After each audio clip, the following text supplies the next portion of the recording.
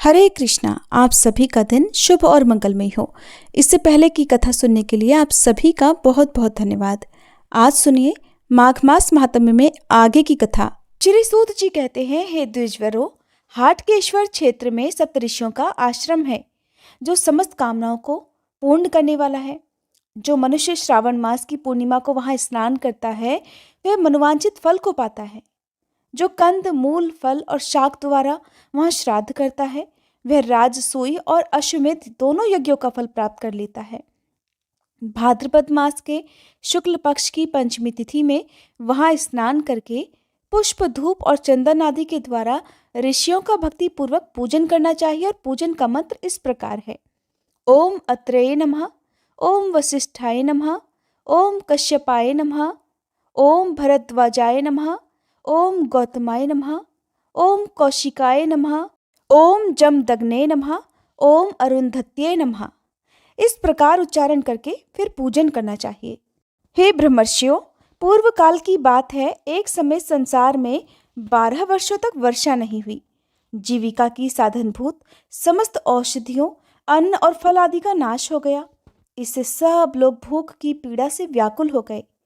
इस प्रकार अन्न का विनाश हो जाने से जब सारा भूमंडल भूख से पीड़ित हो गया, तब सप्तर्षि लोग भी क्षुधा से व्याकुल होकर इधर उधर भटकने लगे। घूमते घूमते वे सब लोग वर्षादर्भी नामक राजा के राज्य में गए। उनका आगमन सुनकर राजा वहां पर आए और इस प्रकार बोले कि मैं आप लोगों को अन्न, ग्राम और धान, जौ आदि दूंगा। तब ऋषिगण कहने लगे कि राजन, राजा का प्रतिग्रह बड़ा भयंकर होता है। वह स्वाद में मधु के समान है, किंतु परिणाम में विष के समान होता है। इसलिए पुण्यात्मा ब्राह्मणों को उसे दूर से ही त्याग देना चाहिए। इसलिए तुम्हारा कल्याण हो, तुम घर लौट जाओ, हम तुम्हारा धन कदापि नहीं लेंगे। ऐसा कहकर ऋषि लोग चमत्कारपुर की ओर चल दिए। तब राजा ने भी गूलर के फलों में सोना भरकर उन फलों को सप्तऋषियों के रास्ते में बहुत आगे रखवा दिया। तब वे मुनि पृथ्वी पर गिरे हुए गूलर के फलों को देखकर बड़े प्रसन्न हुए और भूख से पीड़ित होने के कारण उन सबको उठाने लगे। उन्हें भारी देखकर अत्रि ऋषि ने एक फल तोड़कर देखा तो उसमें सोना देखकर कहने लगे कि हम लोगों की ज्ञान शक्ति मंद नहीं हुई है, हमारी बुद्धि मूढ़ नहीं है जो कि इन फलों को सोने से भरे हुए जानकर भी हम ग्रहण कर लें। इसलिए इन सोने से भरे हुए फलों को दूर से ही त्याग कर चल देना चाहिए। एक मनुष्य संपूर्ण पृथ्वी का स्वामी है और दूसरा केवल निष्काम भाव से रहने वाला अकिंचन है। इन दोनों में से जो निष्काम पुरुष है वही सौभाग्यशाली और श्रेष्ठ है। जमदग्नि मुनि बोले, जो अधम ब्राह्मण धन पाकर शोक करने की जगह प्रसन्न होता है, वह मंद बुद्धि उससे होने वाले नरक को नहीं देखता। दान लेने में समर्थ होकर भी जो इससे निवृत्त है, उन्हें वही लोक मिलता है जो दाताओं को मिलता है। कश्यप ऋषि कहने लगे, मुने, ये जो धन का संग्रह प्राप्त हुआ है सो महान अनर्थ रूप है, क्योंकि ऐश्वर्य से मोहित चित्त वाला मानव आत्मकल्याण से वंचित हो जाता है। भरद्वाज जी बोले, बुढ़ापे से जीर्ण होने वाले पुरुष के दांत और बाल जीर्ण हो जाते हैं, आंख और कान भी जीर्ण हो जाते हैं, परंतु उसकी तृष्णा तरुण होती जाती है। जैसे पूरे शरीर के बढ़ने के साथ साथ प्रत्येक अंग भी वृद्धि को प्राप्त होता है, उसी प्रकार लालच भी धन के बढ़ने के साथ साथ बढ़ता ही जाता है। गौतम ऋषि ने कहा, जिसका मन संतुष्ट है उसके लिए सर्वत्र संपत्तियां हैं। जिसने अपने पैरों में जूता पहन रखा है उसके लिए सारी पृथ्वी ही चमड़े से ढकी हुई है। संतोष रूपी अमृत से तृप्त हुए शांत चित्त वाले मनुष्यों को जो सुख मिलता है वह धन के लोभ में पड़कर इधर उधर दौड़ लगाने वाले लोगों को कहाँ से मिल सकता है। असंतोष सबसे महान दुख है और संतोष ही महान सुख है। इसलिए सुख की इच्छा रखने वाले पुरुष सदैव संतुष्ट रहें। विश्वामित्र जी बोले, किसी वस्तु की इच्छा रखने वाले पुरुष की जब एक कामना पूरी हो जाती है तब दूसरी वस्तु की तृष्णा उसे बाण के समान बींधने लगती है। वशिष्ठ जी ने कहा, कामना रखने वाला पुरुष सहस्त्रों कामनाएं पाकर भी कभी संतुष्ट नहीं होता। जैसे घी की आहुति देने से अग्नि प्रज्वलित होती है, उसी प्रकार उसकी इच्छा रखने वाला पुरुष मोहग्रस्त होने के कारण कभी सुख नहीं पाता। अरुंधति जी बोली, जैसे अनंत मृणाल तंतुएं कमल नाल में जाकर स्थित हैं, उसी प्रकार देहधारियों की देह में विद्यमान तृष्णा अनेक अनर्थों का आश्रय है, खोटी बुद्धि वालों के लिए जिसका त्याग करना बड़ा कठिन है। चंडा जी बोली, मेरे ये स्वामी लोग जब इस धन से सांप की तरह डरते हैं, तो मुझे भी उस धन से क्यों नहीं भय होगा। पशुमुख ने कहा, सदा धर्मपरायण विद्वान पुरुष जैसा आचरण करते हैं, अपने हित की इच्छा रखने वाले विज्ञ पुरुष को भी वैसा ही आचरण करना चाहिए। श्री सूत जी कहते हैं, ऐसा कहकर वे सप्तऋषिगण उन सोने से भरे हुए फलों को वहीं छोड़कर कहीं और चले गए। उसके बाद उन्होंने चमत्कारपुर के क्षेत्र में प्रवेश किया। वहां पहुंचते ही उन्हें अचानक अपने सामने आया हुआ शुनमुख नामक सन्यासी दिखाई दिया। तब उसी के साथ वे किसी वन के अंदर चल दिए। वहां जाने पर उन सभी ने कमलों से सुशोभित एक सुंदर सरोवर देखा। तब भूख से पीड़ित होने के कारण उन्होंने उस पोखरे से बहुतेरे मृणाल निकाले और किनारे पर रखकर संध्या तर्पण आदि पुण्य कर्मों में लग गए। इसके बाद वे सब लोग जल से निकलकर एक दूसरे से मिले। तब वहां उन मृणालों को देखकर इस प्रकार कहने लगे, ऋषि कहने लगे, अहो, हम भूख से पीड़ित हैं। इस दशा में भी किसी निर्दयी ने हमारे समस्त मृणाल इस स्थान से चुरा लिए हैं। शुनमुख ने कहा, जिसने इन मृणालों को चुराया है वह साम आदि वेदों को पढ़े, अतिथि प्रेमी गृहस्थ हो और निरंतर सत्य बोले। ऋषि बोले, वाह, आपने जो शपथ किए हैं वे तो द्विजातियों को अभीष्ट ही हैं।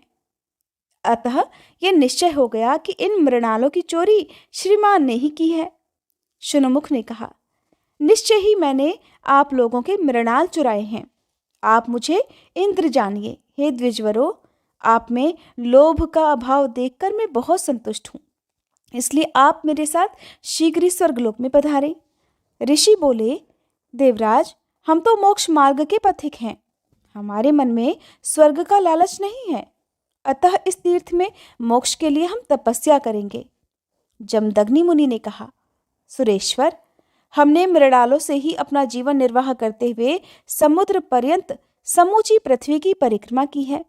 अब हमारे साथ आपका जो समागम हुआ है, इससे आपका ही कल्याण हो। आप यहाँ से स्वर्गलोक को पधारे।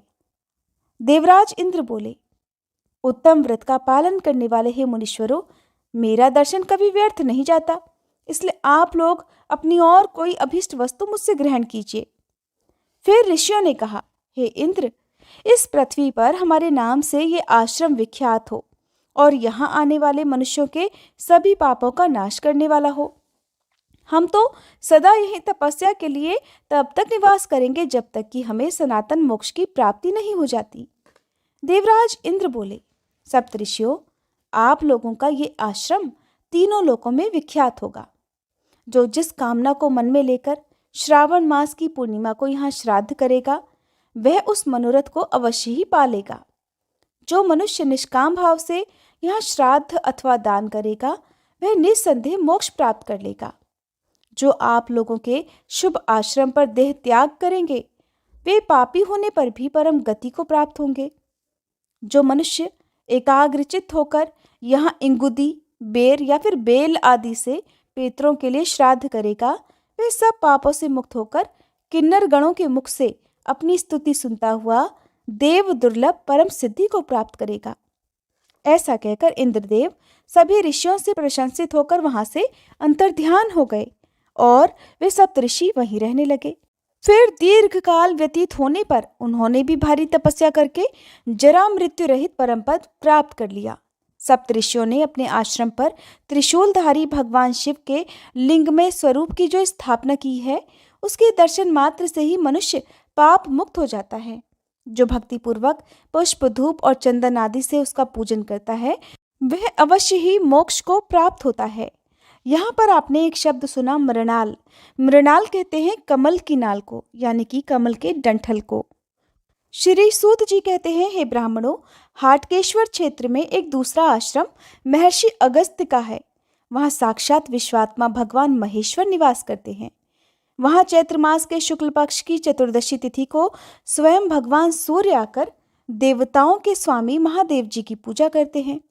जो कोई भी मनुष्य वह भक्ति पूर्वक भगवान शिव की पूजा करता है वह उत्तम लोकों में जाता है, और जो वहाँ श्रद्धा पूर्वक श्राद्ध करता है उसके पितर उसी प्रकार तृप्त होते हैं जैसे पितृमेध यज्ञ से उन्हें तृप्ति होती है। जिस समय विंध्याचल पर्वत ने बढ़कर सूर्यदेव का मार्ग रोक लिया था, उस समय वे सूर्यदेव ब्राह्मण का रूप धारण करके चमत्कार नामक नगर के क्षेत्र में महर्षि अगस्त के आश्रम पर गए और कहने लगे, मुनिश्रेष्ठ, आज तो मैं आपके यहाँ अतिथि के रूप में आया हूँ। अगस्त जी ने प्रसन्नता पूर्वक कहा, मुने, आपका स्वागत है। आपको जो अभीष्ट हो वह वस्तु बताइए, मैं उसे अवश्य दूंगा। तब सूर्यदेव बोले, हे ब्राह्मण, मैं सूर्य हूँ, ब्राह्मण के रूप से आपके सामने आया हूँ। पर्वतों में श्रेष्ठ सुमेरु गिरी के प्रति ईर्ष्या होने के कारण विंध्य पर्वत इस समय मेरा मार्ग रोककर खड़ा हो गया है, इसलिए आप साम आदि उपायों से उस पर्वत को रोकिए, जिससे मेरी गति भंग होने के कारण अतिकाल न होने पाए। अगस्त जी ने कहा, हे दिवाकर, मैं उस बढ़ते हुए कुल पर्वत को रोक दूंगा, आप अपने स्थान को पधारिए। तब उनकी आज्ञा पाकर सूर्यदेव अपने लोक को चले गए। इधर अगस्त मुनि शीघ्र ही जाकर विंध्याचल पर्वत से आदर पूर्वक कहने लगे, हे पर्वत श्रेष्ठ, तुम मेरी आज्ञा से शीघ्र ही लघु रूप धारण करो। इस समय मेरा विचार दक्षिण के तीर्थों में स्नान करने को हुआ है, किंतु ये कार्य तुम्हारे ही अधीन है, इसलिए जैसा उचित जान पड़े वैसा करो। महर्षि अगस्त जी का ये वचन सुनकर विंध्य पर्वत तत्काल विनीत भाव से नीचा हो गया। तब उस पर्वत को पार करके दक्षिण किनारे पहुंचकर अगस्त जी ने कहा, गिरिश्रेष्ठ, जब तक मैं पुनः वापस न लौट आऊं तब तक तुम्हें सदा इस स्थिति में रहना होगा। अगस्त मुनि के शाप से डरा हुआ वह श्रेष्ठ पर्वत पुनः लौट आने की प्रतीक्षा में फिर आगे बढ़ ही नहीं सका। विप्रवरो, अगस्त मुनि तभी के गए हुए आज तक फिर उस मार्ग से कभी नहीं लौटे। वे अब भी दक्षिण दिशा में ही स्थित हैं। उन्होंने लोपा मुद्रा को भी वहीं बुला लिया और सूर्यदेव का आह्वान करके आदरपूर्वक कहा, हे दिवाकर, आपके कहने से मैंने अपना आश्रम छोड़ दिया है, परंतु वहां मैंने जो शिवलिंग स्थापित किया है उसकी नित्य पूजा आपको अवश्य ही करनी चाहिए। तब सूर्यदेव बोले, मुने, मुझे स्वीकार है, मैं आपके द्वारा स्थापित शिवलिंग का पूजन अवश्य करूंगा, और दूसरा कोई भी जो पुरुष उस दिन उस शिवलिंग की पूजा करेगा वह मेरे लोक में आकर पुण्य का भागी होगा। श्री सूत जी कहते हैं, इसी कारण भगवान सूर्य चैत्र मास के शुक्ल पक्ष की चतुर्दशी तिथि को उस स्थान पर सदैव उपस्थित होते हैं। ऋषियों ने पूछा, हे सूत नंदन, मंत्र का जप किस प्रकार सिद्ध होता है?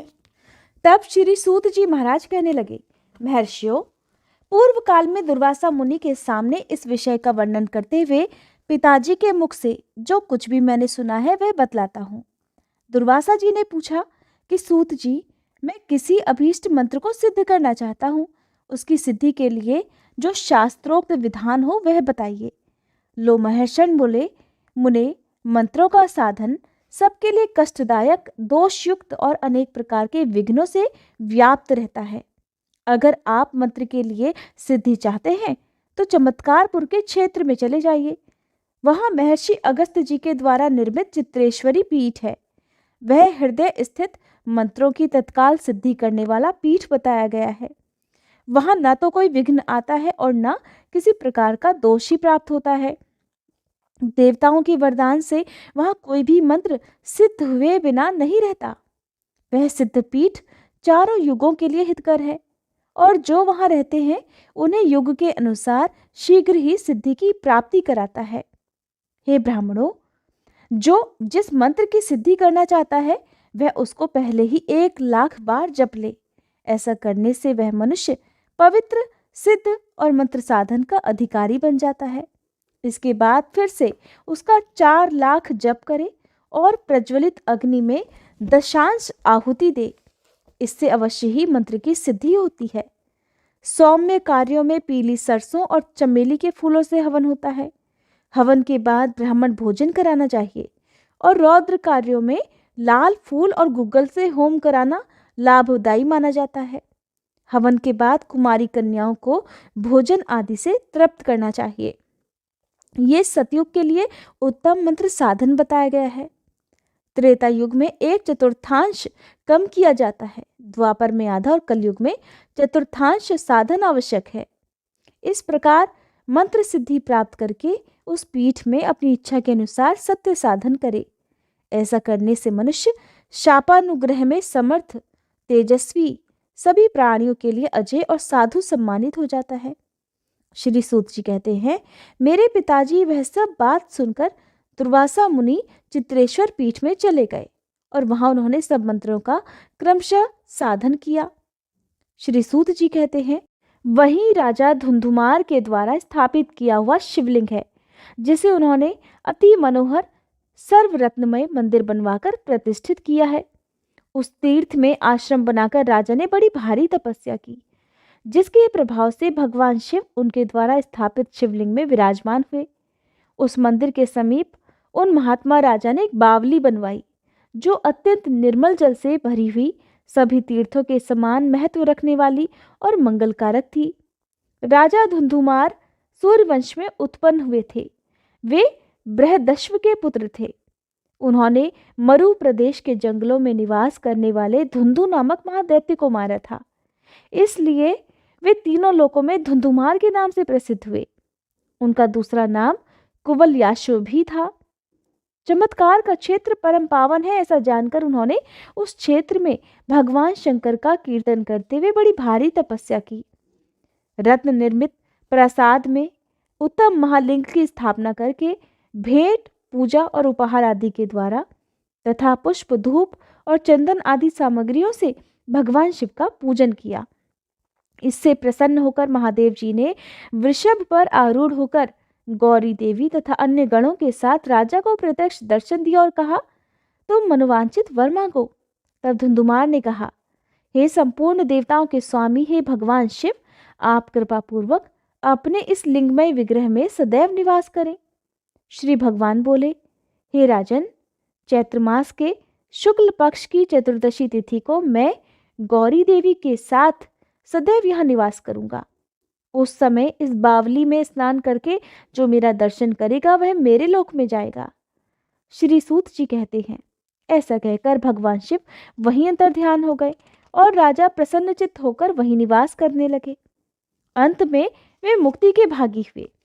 वहीं चित्रशिला तीर्थ के उत्तर भाग में जलशायी भगवान विष्णु का सुविख्यात स्थान भी है, जो महापापों का नाश करने वाला है, जो हरिशयनी और हरिबोधनी अर्थात देवशयनी और देव उठान एकादशी को उपवास करके उस तीर्थ में श्री हरि की पूजा करता है, वह अवश्य ही वैकुंठ धाम को जाता है। भगवान श्री हरि के शयन करने पर जो कृष्ण पक्ष की द्वितीय तिथि आती है, उसका नाम अशून्य शयना है। ये तिथि भगवान विष्णु को बहुत प्रिय है। उस दिन जो वहाँ शास्त्रोक्त विधि से भगवान जलशायी अर्थात भगवान विष्णु का पूजन करता है, वह श्री हरि के धाम को जाता है। ऋषियों ने पूछा, हे सूतनंदन, भगवान जलशायी वहाँ कैसे प्राप्त हुए हैं और किस विधि से उनकी पूजा की जाती है? तब इस बारे में श्री सूत जी ने जो कुछ भी बताया उसका वृत्तांत आप सभी अगले अध्याय में जरूर सुनिएगा।